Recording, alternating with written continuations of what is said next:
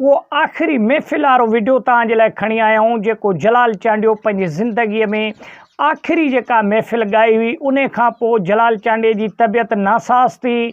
उन खां पोइ जलाल चांडिया हिकिड़ो आर्ज़ू हुई, जलाल चांडिया खे गुर्दनि जो आर्ज़ू हुयो दोस्तो। पोइ उन जे करे आख़िरी महफ़िल में तव्हांखे मुंहिंजे पुठे पासे वीडियो हली रहियो आहे। इन में जलाल चांडिया कहिड़ा कहिड़ा कलाम ॻाया ऐं इहो कंहिंजो महफ़िल हुयो, तफ़सीली वीडियो में ॻाल्हि कंदासीं। वीडियो किथां सुठो लॻे लाइक ऐं शेयर कयो, चैनल खे सब्सक्राइब कयो ऐं सुठो कमेंट ॾेई पंहिंजी राय जो इज़हार लाज़मी ॾींदा। दोस्तो, जलाल चांडिया खे गुर्दनि जो आर्ज़ू हुयो। जलाल चांडियो जॾहिं इस्पताल में वञी दाख़िल थियो त जलाल चांडिया खोड़ ॾींहं जेको आहे सो इस्पताल में बि गुज़ारिया। खोड़ वाक़िया बि असां तव्हांखे इस्पताल जे बारे में ॿुधाए चुका आहियूं। जलाल चांडिया जे ज़िंदगीअ जे बारे में जॾहिं जलाल चांडियो वापसि आयो त जलाल चांडियो कुझु टाइम ज़िंदा हुयो, पोइ उन जी अचानक मौत थी वई। तबियत उन जी ख़राब त हुई गुर्दनि जे करे, लेकिन अचानक हिकिड़े ॾींहुं उन जी जेको आहे सो वफ़ात थी।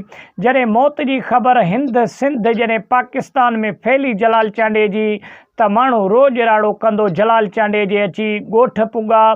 खोड़ सारा माण्हू न पुॼी सघिया, खोड़ सारा पुॼी सघिया। जेके पुॼिया उन्हनि जलाल चांडिया जी आख़िरी दीदार बि कयो ऐं हज़ारनि जे तादाद में जलाल चांडिया जे मैयत में ऐं जेको आहे सो जनाज़े निमाज़ में शरीक बि थिया।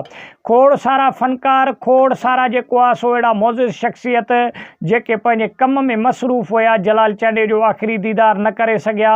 उन में बाशमूल शमन अली मीराली बि शामिल आहे। दोस्तो, शमन अली मीराली बि हिकिड़े वाक़े में हुयो, जेको हिकिड़ो प्रोग्राम में हुयो जिथे जलाल चांडिया जी उनखे ख़बर पई, लेकिन घणी कोशिशि करण जे बावजूद बि जलाल चांडिया जे आख़िरी दीदार में शमन अली मीराली न पुॼी सघियो। अहिड़ा ॿिया खोड़ फ़नकार हुया, लेकिन जलाल चांडिया जा जेके ओस पास जा ग़रीब माण्हू हुया उहे